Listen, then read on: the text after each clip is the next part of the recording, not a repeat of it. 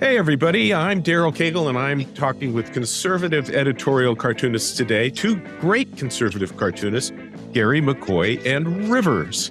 In addition to his editorial cartoons, Gary draws two newspaper comic strips, the Flying McCoys and the Duplex, which is just crazy and it's hard to imagine how any one person can do that. And Rivers draws anonymously, which is the reason why Rivers is wearing a disguise and has an altered voice. But I should say that our Cagle Cartoons newspaper syndicate is happy to work with Rivers anonymously. And we think that cartoonists around the world who may be harassed or persecuted for their cartoons should be able to work anonymously with the support of a credible journalism organization. And we're happy to do that with Rivers for whatever reason that Rivers wants to be anonymous. And we encourage other syndicates to do the same, and it should not be such an odd circumstance because I think it does good in the world for people to be able to express their opinions responsibly and more freely. So, gentlemen, thank you for joining us today. Thanks, Daryl. It's a pleasure. I also am wearing a disguise. I look like Madonna when I take it off. You do, so don't take it off. Yeah, please. Conservative cartoonists are a small minority among the cartoonists at large.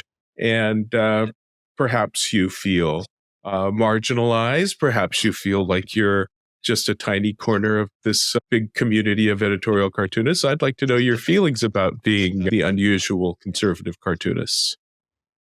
I used to be a liberal, right? So my history was being somewhat of a liberal guy with liberal views. Obama was my guy for 2 terms. Towards the second part of the second term, I stopped enjoying Obama so much. And I just started becoming more conservative in my views. It's like what Ronald Reagan said. It's not that he left the Democrat Party, but the Democrat Party left him. And I think that as the Democrats become more almost loony, not almost, but loony, I find myself being isolated and I tend to agree more with conservatives. Okay, how about you, Gary? How do you feel being in the minority? Not easy nowadays. I was possibly a liberal when I was late teens, but I kind of started evolving on my own. I used to cut out George Will columns out of the newspaper, the Post-Dispatch, and Cal Thomas and Mona Sharon. And I had a shoebox full of their columns, so kind of formed my ideology throughout the subsequent decade. And then when Rush came along, he was a big influence. So my parents were both from largely Democratic families. My dad was a Teamster his whole life, truck driver, but I don't think they were really ideologically liberal. But that's the party that they grew up in because they didn't come from money. So they were taught young, like many, that the Republicans are only out for the rich, even though that's not true, but that's the way many generations grew up thinking. But nowadays, the tolerance for conservatives isn't what it is, vice versa, for liberals. I've lost on Facebook probably a couple hundred friends easily that have unfriended me, guys, girls that have unfriended me because of my politics. And I've never unfriended anyone for their politics. And that's just a strange thing I've noticed is that there's a liberal friend, rather than unfollow me, they just rather just not have anything to do with me. It's strange. Maybe it's that gun behind you. That's a prop in case the ATF is watching. So very good, gentlemen. Gary, let's start off with your cartoons. This is actually your most popular cartoon that you ever did in terms of the number of papers that ran it. The editors just love this cartoon. You've got 2 graduates. It's a graduation day cartoon. And I should say editors just love holidays. Graduation is like a holiday that lasts a month. And the girl graduate says, "My degree is in engineering." The boy graduate says, "My degree is in arguing politics with people on social media." I can see why the editors like that. I think you had mentioned, Daryl, how editors like cartoons that, was it like any cartoon on social media or cartoons pointing out the negatives of social media? They like cartoons that are not liberal or conservative. And you'll notice when I show you your popular cartoons that they don't have Biden or Trump or any kind of real political point of view. That's just the nature of where newspapers are. Here is your second most popular cartoon ever, It's a Christmas cartoon. Again, holiday cartoons are the most popular. You've got the two reindeers talking together, and one says, Personally, I've been in favor of social distancing for a long time. COVID cartoons, they took over everything for their 2-3 years. Right. And again, cartoons like this for me are fairly easy to think of because I guess my background is more in doing gag cartoons and gag writing. So this again was seasonal and topical, both Christmas and COVID at the time. So it was pretty easy one for me to come up with. And this one is your third most popular. You've got the donkey talking to the Republican elephant. Democrat donkey says, let's commit to working together in the new year. And Republican says, you bet, old pal. And then they turn around and have the kick me notes on their back. Yeah.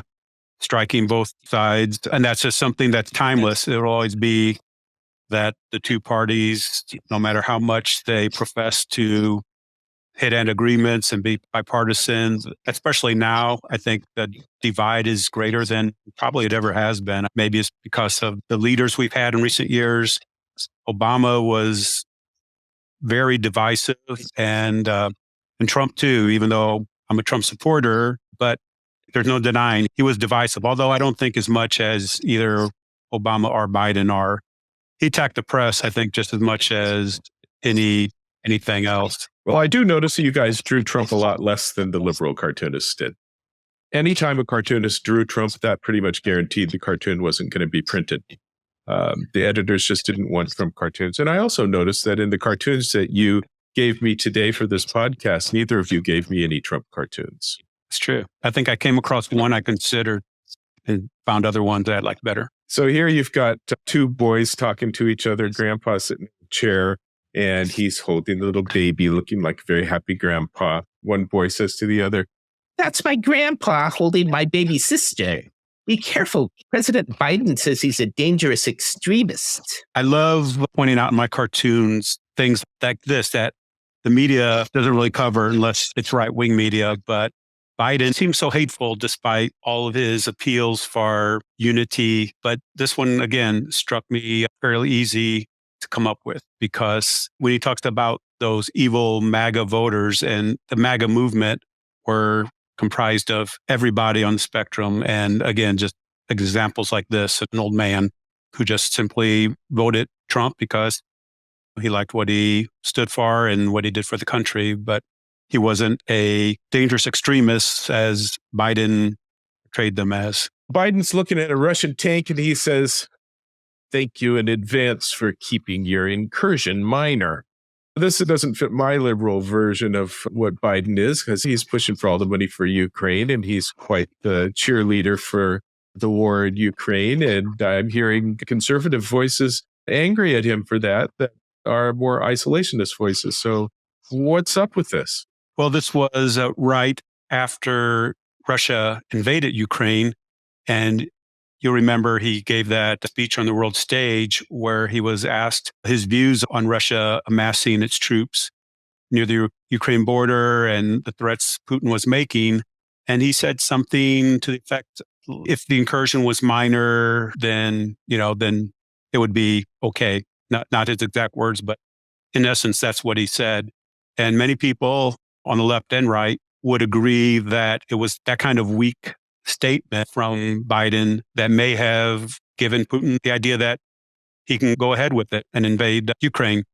It wasn't a very strong, stern warning, don't do it, anything like that. Yeah, I certainly didn't get that. I guess the conservative point of view, you're seeing an entirely different world than I do. So he did say it's a minor incursion.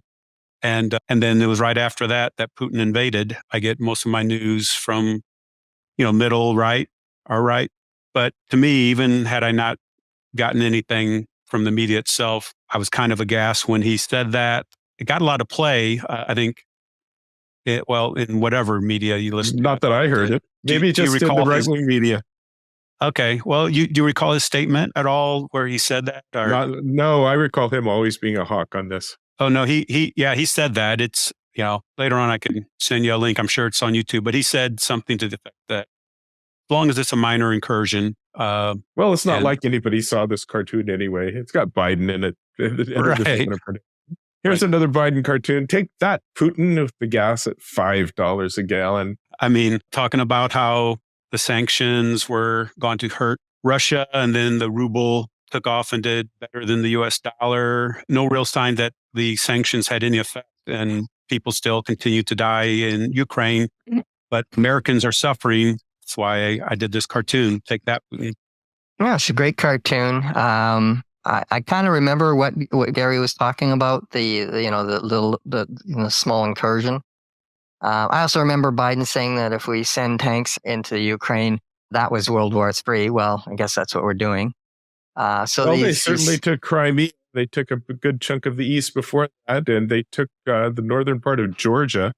Mm-hmm. We had a tradition of just letting them do that. Yeah, and I'd like to point out goes back many decades. Yes, but I'd like to point out that those weren't during the Trump years; those were during the Obama years. So I love doing that because, and also this invasion happened during the Biden years.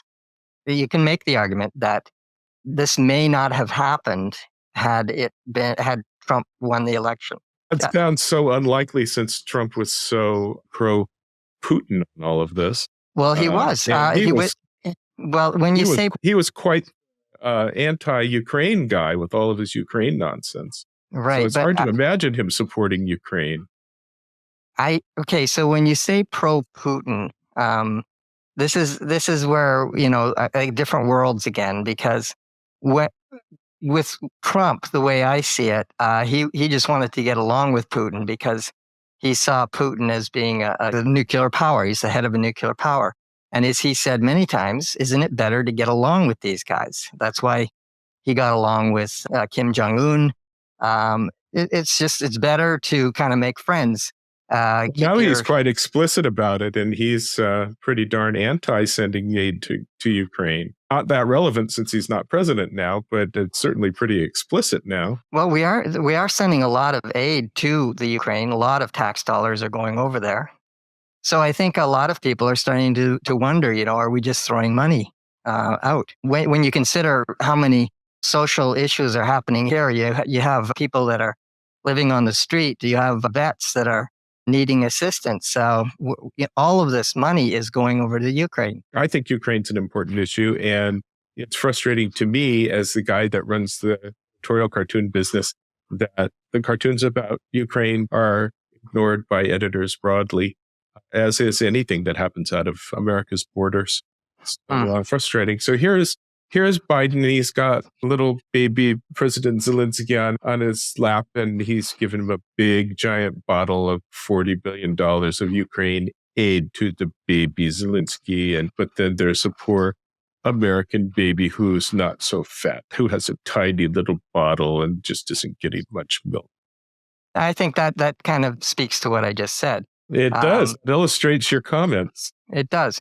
And we have to examine whether or not this is actually doing any good, because obviously Putin's had some issues, with his plans to invade Ukraine. But at the same time, they are talking about another offensive, and it almost seems like it's going to be inevitable unless we continue to send more aid. And then the question is, how much do we want to keep doing? How much involvement? Once we start sending fighters, are we not kind of like baby stepping into the Third World War? And that's something that we should all be very concerned about. Okay. So moving along, Gary, on your cartoons, we're going into your Fauci cartoons. Another crazy thing about conservatives, I think, is their universal disgust with Dr. Fauci. And you guys do draw it. And here's a couple of guys talking to each other. One is a guy who loves vaccine. He's got a heart and a needle on his chest, just showing his love graphically.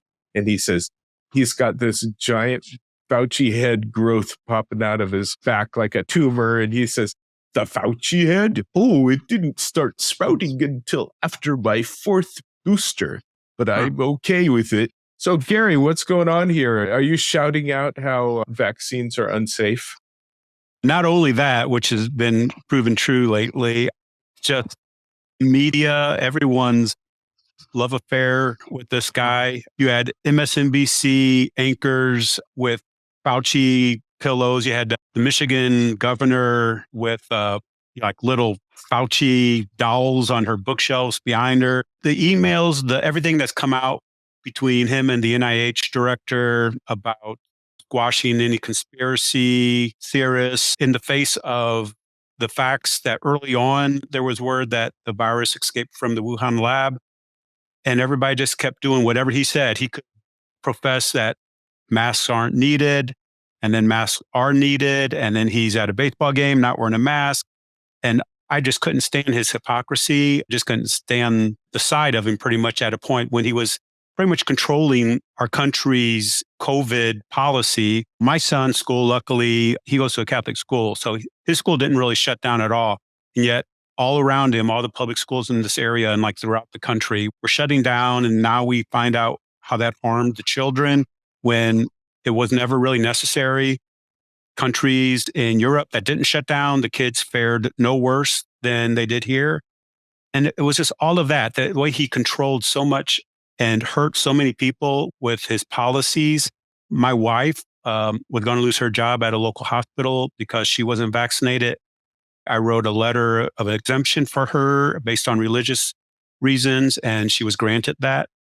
The fact that she could have lost her job, which would have been our health insurance, and other people who did, all because of this guy who, the highest paid government bureaucrat, and has been proven to have lied. And so my frustration with this cartoon, obviously, was with the people who just did, the Fauci yard signs, did everything this guy said and didn't question it at all. And the good thing about doing editorial cartoons, I don't know, that probably maybe never got picked up, but I know there are like-minded people like me out there, lots of them, and people who saw the truth. And it's a way for me to connect with them. And I'm sure I got a few, hell yeahs out of it. Very few, because I'm guessing it didn't get reprinted much. And this stuff does sound like the conservative crazy to me. Your conservative crazy, my conservative truth. I get you. So here's another Fauci cartoon. You love the Fauci cartoons. You've got 4 panels. It says, things proven to be ineffective against COVID: cloth masks, plexiglass barriers, spraying packages, and this guy, Fauci. Fauci bashing. I mean, you guys have such passion about him. Crazy that he draws passion. So it does appear that COVID-19 came from Wuhan. They've just admitted to it. And so the question is, what was the U.S.'s role in this? What was Fauci's role? And of course, now it's come out that EcoHealth, that it was funded through EcoHealth, and there's been somewhat of I think Elon Musk tweeted something to that effect. So this guy went in front of Congress and said, well, he hadn't been doing gain of function research. And of course, it really comes down to semantics. What was he doing? I think that he's far more involved in this stuff than he's letting on. And the other thing I don't understand about liberals is how is it that Fauci can do things like experiment on beagles and the kind of experiments were extremely torturous? And how is it that liberals just kind of went, oh, no issue, just a shoulder shrug? I find that almost. No, I'm not shoulder shrugging because I've never heard anything about experimenting on beagles. That's just the thing, and I wonder the reason why liberals and conservatives don't get along is because it's like liberals live in their world. They listen to their voices, their trusted voices. But here's the problem. Conservatives actually hear your voices. They hear CNN and MSNBC. But we also do the dreaded thing, and we follow what happens, or we listen to what happens from, say, Tucker Carlson or some other conservative commentators, a lot of independents. And what they say is often underreported, if reported at all. And it's there. It happens. And yet, for some reason, the liberal media chooses not to report the full story. And that is where we have a problem. Yeah, because the flip side of that is that the conservative media is just reporting a bunch of nonsense with an agenda. Okay, so would almost ask, give me an example of that, and let's talk about that. What would be a good example? It's the The election was stolen. Oh, okay. Well, from the conservative point of view, there were a lot of anomalies. A case in point, the most recent one, the 2020. But do you believe the election was stolen? I think that there was a lot of anomalies that I would like to investigate it. Sure. Like, But do you think it was stolen? Can I chime in Okay, when Rivers is done? Sure. Do you think it was stolen, okay. Gary? I think what I was just gonna finish up my thought here and just say it's almost like career suicide when you say it's stolen. I would say that there was a lot of anomalies, and for some reason there was a push to just kind of pass things, to not give it a fair hearing, and as a result, a lot of conservatives just kind of then you're just breeding conservative, or not conservative but conspiracy theory, because people are going, "What are you hiding?" This was not fairly arbitrated or discussed or negotiated. But there were not a lot of anomalies. Again, this is where it's underreported. I think that there were a lot, and I don't think they were that, reported very, very explicitly. Lawsuits in every state that lost, and all the things that they were making accusations about without proof. It certainly was reported. Anomalies were reported and debunked. Here's what conservatives mean when they say the election was stolen. What they mean is that the Democrats used the pandemic as an excuse to change voting laws unconstitutionally within the states, because under the premise that people could not go to the polls because we have this horrible virus, which turns out actually had a very low fatality rate. The young and healthy children were virtually at no more risk to COVID than they would be by influenza. But the Democrats, largely Democrat governors, shut down their states, amplified, exaggerated the COVID virus to change voting laws, just like they did to shut down businesses. And it was that the voting laws were changed, mail-in voting, like it had never been done before, drop boxes, ballot harvesting, that was never done before in this country. And that, we believe, is what allowed Biden, who can't even distinguish between his sister and his wife, to get elected by 80 million votes, more than Barack Obama got, if you can believe that Joe Biden, the guy who... Yeah, I do believe that, because people were voting against Trump. And, it seems to me that that's what the conservative arguments about the election boil down to. We just can't believe that you people would have voted for Biden because Biden is so terrible. And with that as a baseline, everything else falls into place, because it's just an unbelievable conclusion. So there must be reasons for something you can't believe. Well, I'll give you that. Trump was, the media did a really good job in vilifying Trump every chance they got. And it would have been amazing had he won, given that the whole media establishment was against him and just attacked him relentlessly. Perhaps it would be amazing if he won because he led an insurrection on the Capitol. Now, there we go. That wasn't an insurrection. See, there we go.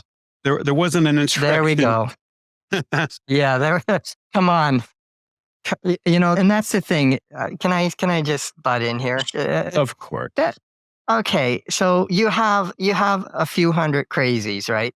That's not an insurrection. Most of the people that were at the Capitol that day were not violent. Were not, as you guys like to say, mostly peaceful protest. There were a few. It looked to me like there were thousands of people that were violent. And yet, here's the thing. In your media, what you always see is the violent, the pushing up against the fence, that kind of stuff, where there was bombs. There were not so much bombs. Sorry, the the police being pushed and things like that. But inside the Capitol, you have people that look like they're actually taking a stroll through they're having like a tourist moment. And they're just walking through the Capitol building very peacefully, by the way. When you say you see, that's not what I see. Well, and that's just the thing. That's why I say the media is not reporting the full story. It emphasizes the violence, and there was a little, or a lot, or however you want to say it. But yeah, people died. People were injured. They were wiping feces on the wall. They're breaking into offices, breaking into the Senate chambers. But Daryl, who died? The conservative. One person. The only person who died was Ashley Babbitt. The only person who died as a direct result on the day, January 6th, was an unarmed female veteran shot in cold blood by Capitol Hill policemen. The injured policeman that died a day later, you don't count him because that's a day later. And it wasn't proven that Daryl, it wasn't proven that he died from his injuries. He died. Again, this is, you guys want to. This is the crazy that we hear. Actually, appreciate that even though most of the people in our syndicate and your editors are not on board with the positions that you strongly hold, we do post your cartoons and very rarely kill one of your cartoons. I mean, I kill your cartoons at the rate of as many as I would kill from anybody else. We appreciate that. Appreciate that we want to have all views in our syndicate, but the stuff that I hear as crazy, when it's in your cartoons, the cartoons just don't get printed. You should be aware of that. I don't need to kill anything because the editors just don't run it. And that's why I've never done an Ashley Babbitt cartoon, because I'm aware that most of the people out there are not being given the true facts that she was shot in cold blood. She wasn't a threat to the Capitol Hill policeman on the other side of the door at all. She was a 130-pound woman, unarmed. But that's why I didn't do a cartoon on that, because again, I knew instinctively that it's not going to get picked up. So Daryl, do you think that the media does give you the entire truth? Do you think that you get every angle, especially when it comes to, you're talking about January 6th? Do you think that you saw all the videos you need to see? Do you ever question certain people like Ray Epps, why it is that a guy who's yelling at people to go into the Capitol is not arrested for inciting violence? And yet the conservatives say, well, this guy looks like he was FBI or paid by the FBI. And the liberals say, well, he was nobody, just leave him alone. And why is it that the January 6th I've got to say, I haven't really studied my conservative conspiracy theory on this, and I'm not really familiar with Ray Epps. Again, and this is where you just proved my point. You absolutely just proved my point, because Ray Epps is a key figure. And he was a guy who literally, he was yelling at people to go into the Capitol. And for some reason, the media does not report on these things. What you saw was half the story. And I saw thousands of people. I mean, that looks like more than half to me. And yet, we've got lots more provocative cartoons to go through. Yeah. And a whole lot of entirely different worldview for us to deal with. So, Gary, here's your cartoon, Super Spreader, and you've got Democrat Donkey, and he's spreading the poo-poo, which is labeled COVID fear BS, across his green lawn. Tell us about this one. Also, I should say, anytime that you have poo-poo in a cartoon, nobody crits it. Okay, darn. I have like 100 poo-poo cartoons in my archives I was waiting to crank out. No, this one's we kind of like went over this, pretty extensively, but this is just another take of mine on the COVID poo-poo that's been spread throughout the so-called pandemic. So that's all that is basically. Okay, here is Peanuts cartoon, Linus and Sally in the pumpkin patch. Good Halloween cartoon. Linus says, tonight is the night the great bipartisan pumpkin will come. And Sally thinks, He's lost it. Yeah. And I'm sure this one got pre-printed a lot. Yeah, I think it got in your top 10 for that week. And again, pretty neutral, just commenting on how bipartisanship is rare in DC nowadays and using the timeless Linus and the Pumpkin Patch. So it was fun to draw. Very good. Here we've got the old couple at home. Old man's looking out the window. He's got his skillet and his spatula. And wife is looking at the newspaper that says there's high inflation. And the old man says, let's hope some kids egg our house so I can go scrape it off for supper. Boy, cartoonists have been loving the expensive eggs. I don't know if the egg prices were up when I did this or if it was just related to the general inflation prices for food, but it was, again, something I could do that was timely for Halloween and tie it into the inflation food prices as well. Okay, here you've got the guy at the lemonade stand, and he's taken off all his clothes and his wallet and his credit card and his watch, and he says, okay, $20 cash, credit cards, my suit and Rolex, inflation. And the little kid says, enjoy your lemonade. Lemonade's getting expensive too. I'm sure this one was quite popular. Yeah, again, just a fun gag type cartoon idea to do. So Rivers, this is your most popular cartoon ever with editors. Yeah. Here you've got two black pots labeled left and right. Biden is in the left pot, and Biden says to the MAGA guy in the right pot, he says, you've become more extreme over the years. Right. It's a beautiful looking cartoon, very graphically clean. I love this cartoon. Thanks. This is one of those things where this isn't a cartoon that I would have picked. In fact, I don't think I did pick this one. But it was by far your most popular cartoon. Interesting, yeah. Yeah, and it's not one that I'm particularly excited about. I guess I get more passionate about the other cartoons in which I think I'm really making a statement because I'm an editorial cartoonist, right? But this one would be popular with a lot of editors, given where newspapers are at today. Here's your second most popular cartoon. It's Santa, and he's looking at his complex dashboard on his sleigh, and the little elf is trying to look at where to plug it in. And he says, I don't think we thought this electric conversion through. And of course, it's Christmas. I mean, that's the 6 weeks of cartoons that editors want the most. And that's the thing. Around Christmas, I tend to get a little bit more, warm and fuzzy as well. I tend to lay off the heavy-handed editorial comments and just kind of stick to something that's something that everyone can kind of agree with. And your drawings are beautiful. Well, thank you.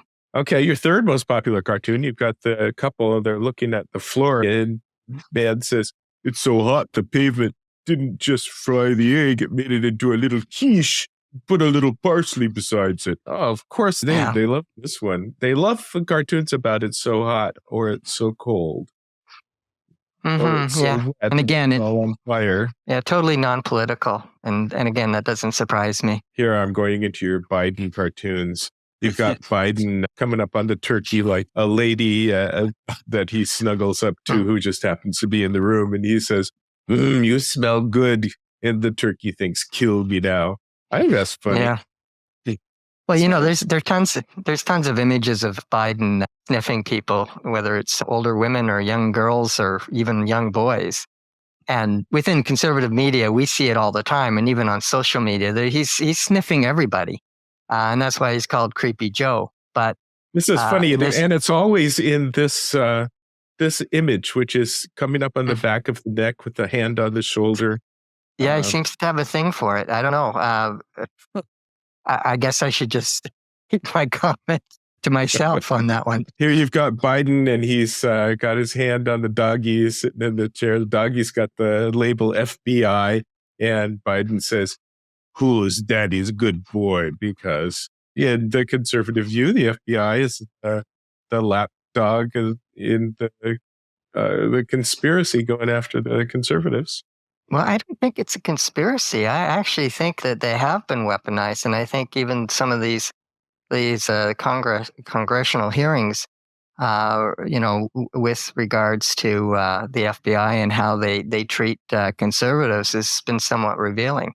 Well, why would you not call it a conspiracy if it's multiple people working toward an illicit purpose? I think it's just a bias. I wouldn't call it I don't think that they meet behind closed doors and say, let's get the conservatives. I think it's just a bias. Although we did see, by the way, with the Twitter files, that it was a conspiracy. And so since I can remember when I was always told that I was a conspiracy theorist when I would say that the conservatives were being wrongly targeted and banned off social media, when in fact the Twitter files prove exactly what we've been saying for the last 7 years. And so another conspiracy theory goes, down in smoke and becomes conspiracy fact. It's the same thing with Cagle Cartoons is mainstream media, and we haven't banned you guys. Oh, of course not. We love you guys. Yes, and I thank you for that. I mean, it's obviously, there's not every social media out there, but it is obviously with the Twitter files we see in the emails exactly what went on. And so with Garland's testimony, he looked like, the guy. I've never seen anybody shake so badly, and I think it's just because it came to light the stuff that he's. With regards to the Mar-a-Lago raid, it appears that it was quite a controversy within the FBI. I watched the same thing, and he seemed like a reasonable guy to me, and the screaming Republicans sounded like the nuts. We watched the same things and see something different.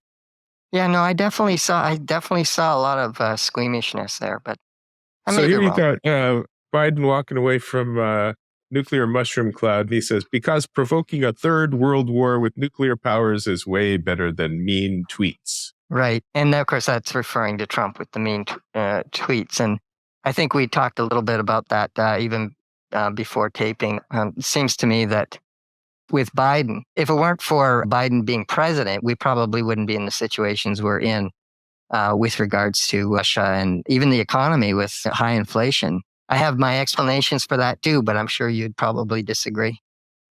Yeah, I don't see him provoking a third world war, but you do that. These cartoons about the last year being so terrible, those are always beloved New Year's cartoons. And here you've got all kinds of crazy stuff happening in 2023. So far, so good with the monsters and nutty Spider-Man. I used to be a big Spider-Man fan. We all get our start, and with me, it was drawing Spider-Man. I just decided to draw Spider-Man for whatever reason, and so that image came first. And I'm very lazy, by the way, so I decided, well, how could I turn this into an editorial cartoon? And I think it was at the beginning of the year, and I thought that the past year, 2022, was absolutely nutty. Quite frankly, if you look at the past month alone, we've already had flying objects kind of experience with the balloons and the shoot downs and stuff. So that's already on my bingo card. That's been hit. So far, the meteor of death hasn't happened, but you never know. It's the year is young. And you've got Uncle Sam is a clown, and sometimes it seems like a clown world, right? With what's going on. So this was a really fun one to do. It's one of my favorites, and yet it's fun, and it's neither liberal or conservative because everybody thinks the world is going crazy. And so here's Uncle Sam at the psychiatric hospital. He's feeding the pigeons, and the doctors are observing him, saying, "He used to be a world leader. Then he started hating the color of his skin, his family history, and stopped believing in God. Now he's on suicide watch." Mm-hmm. I guess that's a short description of liberals. It really comes down to how I see the U.S. today. I think that if it continues to go in the direction it's going, it's not going to end well. And it's like insanity because we had the greatest country in the world. We had unity. And for some reason, this constant picking at ourselves and picking at our history and picking at everything that we ever were and all of our values, it's self-hatred. And unfortunately, I don't see a good end for this. And as Jesus said, and I know that the people will have questions about Jesus, but he did say that a house divided cannot stand. And that's what we're seeing with the U.S. today. And Gary, you, of course, agree with all that. Yeah, I'm sitting here wishing I had a Bic lighter so I could hold it up in the air. Okay, here's Uncle Sam, and he's sitting in the position of Rodin's The Thinker sculpture. And it says The Thinker, and Uncle Sam is thinking, 20 years later, 2 wasted wars, multiple failed states, thousands dead, trillions wasted. What am I doing wrong? Exactly. And again, this is almost rides on the coattails of the other one. I've been thinking a lot about the future of the United States, and quite frankly, I'm going short on the U.S. Of course, I've always heard, never bet against the U.S., and I still believe that in my heart of hearts. But there's a part of me that really worries about where we're going and what's going to happen in the next 10 years if we continue with the self-hatred, if we continue with the demonization of each side. There's not going to be a country. Here we've got a 6-panel cartoon, and the donkey and we have enemies, right? Well, the elephant talking to each other, and the elephant says, "Canada had an election. Voter IDs were required to vote. No mail-in ballots without registration and approval. No voter machines. No late-night shenanigans." And the donkey says, Geez, how can anyone steal an election? Hypothetically speaking, of course. and of course you agree with that, Gary.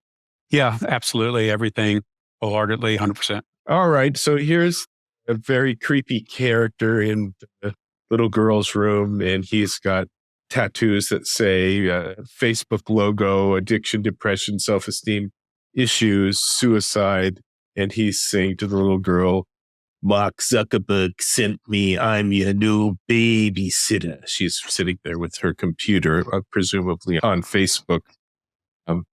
It's a dangerous world. Yeah, and I'm a parent, and when my daughter was that age, I was always concerned about online predators. I think that was a reaction to there was a Facebook study that revealed that that usage did increase suicide for young people, especially young girls, and so that was a reaction to that we shouldn't be leaving our children with Mark Zuckerberg or anybody else for that matter. We should be taking a more active role as parents with our kids. And of course, this we're is seeing neither left or right cartoon, and I'll bet this one got pretty well reprinted. Mm-hmm. And here you got the 2 little kids looking up at 2 little lovebirds on a branch, and little boy says, I'm thankful for everything, even small things. "This is like a Hallmark card. It's a lovely little drawing, and I can see editors loving this." Yeah, and Was this a Valentine's Day card? no, this let's see, no, this was Thanksgiving, and for some reason, I'm sorry. Because he's thankful. I'm sorry. Yes, he's thankful. It's Thanksgiving, and he's thankful. Yes, absolutely. And I do like this one because it's kind of heartwarming, and even though I might come across a little bit like a right-wing conspiracy theorist, I actually do love and cherish children, and I'd like to think that I have good values. Okay, here you are in the boardroom. News division profits are down, and the old CEO says, "Here's a novel idea. How about we start reporting the truth? Think we can imagine that?" This one looks more like a left-wing cartoon about Fox. But if you look at what's happening in the news industry, it's Washington Post it lost like 500,000 subscribers since Trump left. They've also been in the midst of some mass layoffs. That's true for a lot of newspapers across the board, especially in liberal newspapers. But in an alternate universe, what's happening on the conservative side is you have news organizations like Newsmax that are growing exponentially. And Newsmax has certainly seen a crash, and they were platformed by DirecTV, which was like 90% of their income.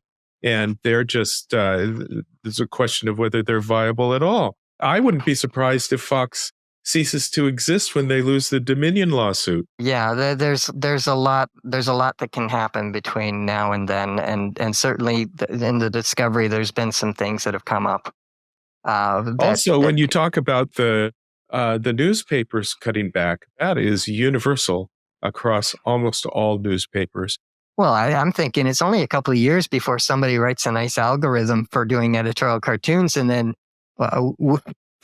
we're going to be I think the next thing that's going to happen is we get all of these submissions from people who can't draw. And that's kind of a baseline. There aren't that many people that draw well and can draw a cartoon, but everybody thinks they're a writer. You can have all these people that can suddenly put in a lovely drawn cartoon, and then they're going to be putting whatever their point of view is on it. And we're just going to be inundated with that. We get people submitting memes to us. They'll steal a photograph on the web. They'll put their words on top of it. Then they'll want us to syndicate their words on top of their stolen art. That's what I see happening. And then the question for us is, if somebody writes good cartoons and they're using AI, is that something we should consider? I'm kind of disinclined to consider that. Mm-hmm. I'd also like to add to the point to this cartoon that part of my thinking was that what we're seeing is a distrust of journalism. Here you've got a lovely looking dragon that's China just about to eat Taiwan for lunch. And it says, meanwhile, as the world focuses on Russia, China is about to chew up Taiwan. It's a lovely drawing. Yeah, and it's kind of like an ongoing fear that you have that one day we're going to have to face this monster, because China is definitely, and even now, more so, they're starting to beat the war drums more over Taiwan and being Do you very. ever look at the cartoons by our Chinese cartoonist Luoji? Yeah, he's actually really, really a great cartoonist. I love his work. He's an excellent cartoonist, but he is quite the propagandist for China. I've seen that, And yes. I was thinking of having a podcast just to talk about Luoji's work, because some of it I think is pretty shocking to Americans and be an interesting topic. That would be. But I move on. You've got big tech with its giant sword looking like a big Roman warrior, and he's got John Q. Public stabbed at the end of the sword, and John Q. Public says, "Whatever happened to do no evil?" Can I tell you what happened here? So this is one of those ones that's almost prophetic, right?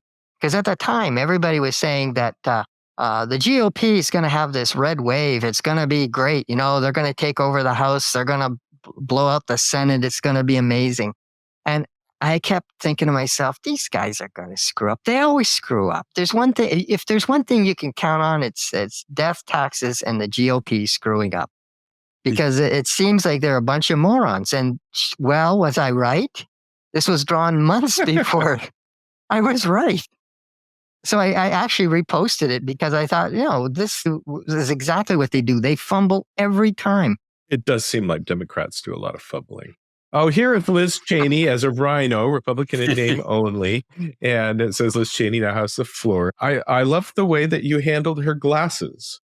Yeah. This is one of those ones that I don't know why I like it, but I do. And I think it's because it kind of looks like her. It does. It's a name-calling cartoon. And is. I find that name-calling cartoons tend to not perform very well. Yeah, although the drawing it seems that's something that the editors discern. And even if it's somebody they want to name call against, they usually don't go with just the name calling. But it's a lovely drawing. And the glasses made me laugh.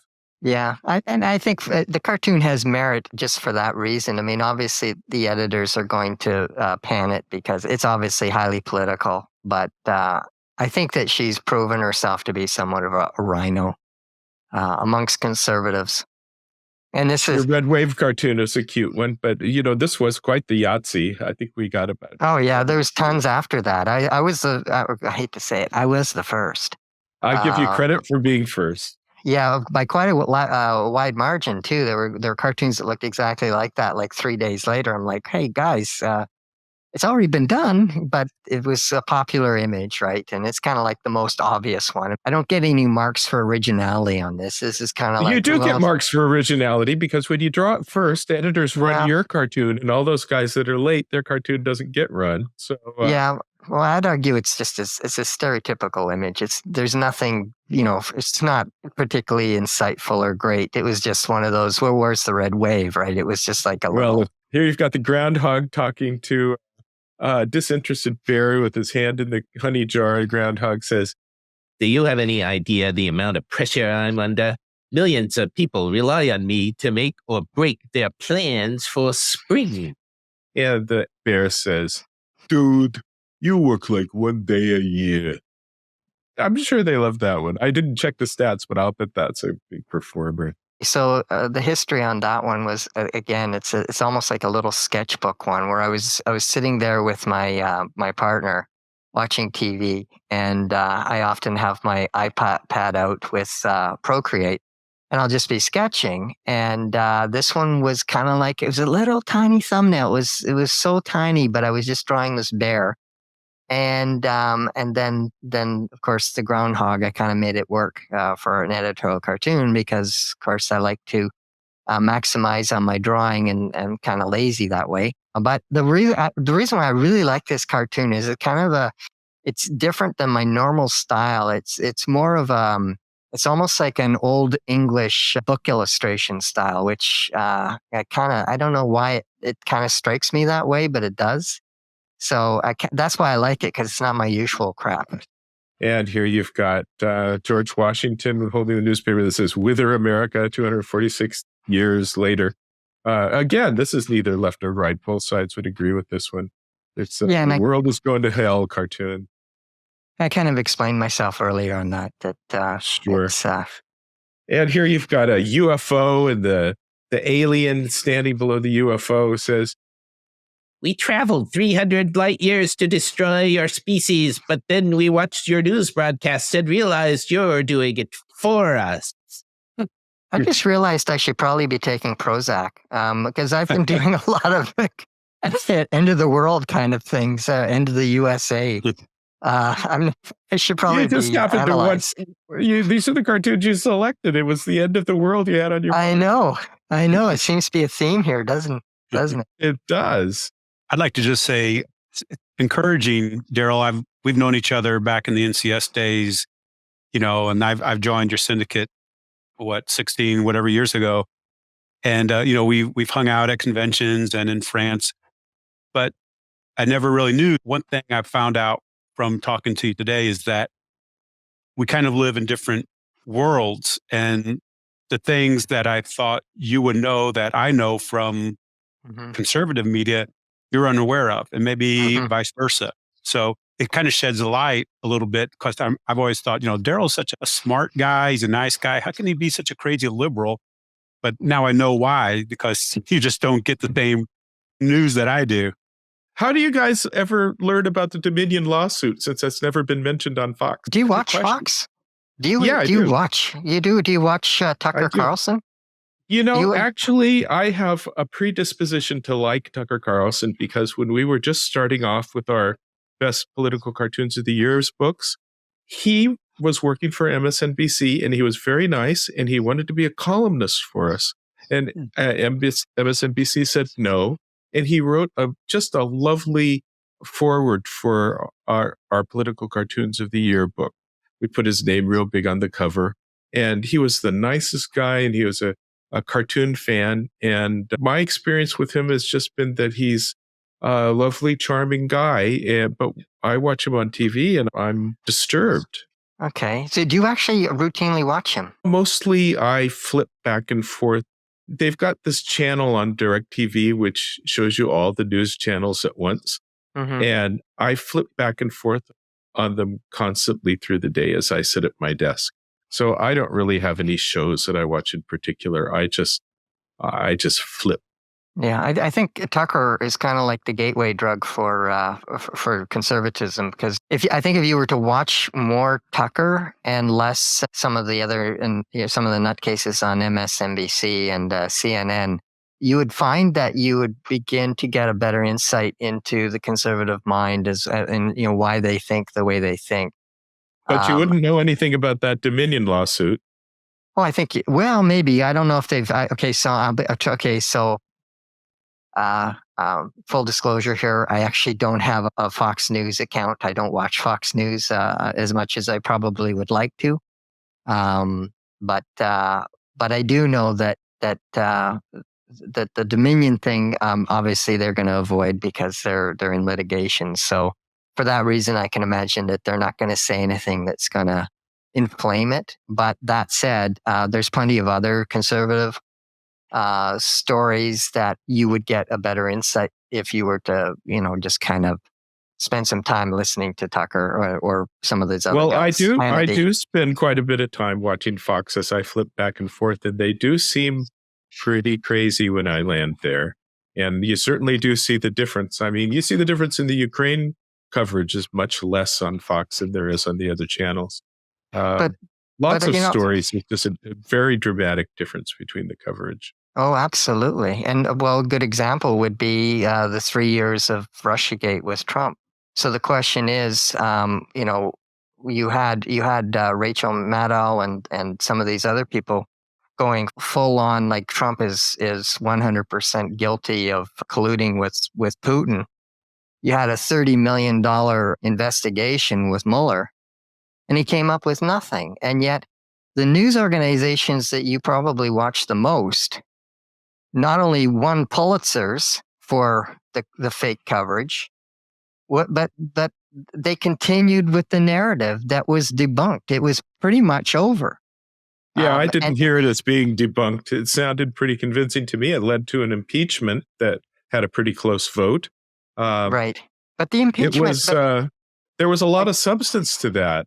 And Mueller didn't find it without substance. He found that he was not in a position to take action on it. It was a legal decision. So, I certainly don't see any of that. And I did watch Fox on that. And I certainly did see the difference in coverage. And I wouldn't describe it the way you described it. As nothing there. I saw plenty there. Daryl, does the left-leaning media that you watched, did it cover Biden threatening to withhold foreign aid to Ukraine unless they fired the investigator looking into Burisma? Because that's basically what Trump got impeached for, was a phone call, and that's one of the contrasts that conservatives see as a pretty glaring, as that Biden's on air on video. Well, it wasn't just a phone call. Bragging. It was firing the ambassador there. It was Rudy Giuliani's hijinks over there. It was a long process of trying to twist the arms of the Ukrainians to go after Hunter Biden. It was a lot over a long period of time. Well, like I said, we'll probably never totally agree on that, but it seems to me when a vice president is bragging about basically blackmailing, extorting a foreign country to do his bidding, that should be worthy of at least as much scrutiny and punishment as what Trump was impeached over. But again, that's what makes us who we are. I didn't get that out of the story at all. Well, we do have these different worlds. True. Yeah. And that's actually why I'm somewhat concerned, because as long as we have these two different, incredibly different paradigms of information, misinformation, we can never, ever really have solidarity or agree on anything. One that I thought was interesting recently was Biden's State of the Union address. And I was busy doing my flipping back and forth right after the speech to get a sense of what the different channels were saying. And, immediately after the speech, you had Brit Hume on Fox saying, look at this guy. He's senile. He can't even string his sentences together. What a demonstration of what a unfit president he is. And then I flipped to the other channels and they were all singing his praises. What a strong speech. Look how he put the Republicans in their place. And, I watched it myself and I did not see what Fox saw. It just didn't exist. But, when you come on top of something that everybody sees and then you redefine it and you've built up this trust with the people who are doing the redefining, so you tend to believe them. That's how it all works. But we're going to convert you yet. It's going to take time, but you'll eventually be red pilled like us, and I think that you'll start to see things our way as soon as we can kind of show you where you've not been properly given the news. Well, you've gone mad, Rivers. But everybody's going to remember me as this nutcase with a mask, and not only do I have conspiracy theories, but I also, have this really crazy hair and this weird mask. Well, that is absolutely true. So, gentlemen, thank you for joining me today. And this Caglecast is available in both audio and video versions. To view the images from the podcast or to access the video version, visit darylcagle.com, see the entire archive of both Rivers and Gary McCoy's cartoons on Cagle.com. And if you're going to subscribe, go to Apple Podcasts or Spotify, because that's where we'd like to build up our numbers. And if you don't want to miss a podcast, look at the front page of Cagle.com or darylcagle.com. And I hope you won't miss a podcast. And we will bring Rivers and Gary McCoy back. I'd also like to bring you guys back with Dick Wright, if we can get him to do this, another of our conservative cartoonists. Sure. And we have conservative columnists. And I'd like to invite the columnists to come on too. Make them feel like they're a little more part of the group, and they should feel more at home with you than they would with me and some of our liberal cartoonists. So maybe we can have some more conservative podcasts going forward. And I'll try to not speak my mind quite so much, so you can have a kind of a conservative feeling to it. Sounds fun, Daryl. Yeah. Mm-hmm. Yeah, okay, great. so we'll have you back and we'll do it again. And thank you, gentlemen. And I will see you later. And thanks for being with us for this lovely podcast. Thanks, Daryl. Thank you. See you, Rivers. See you, Gary.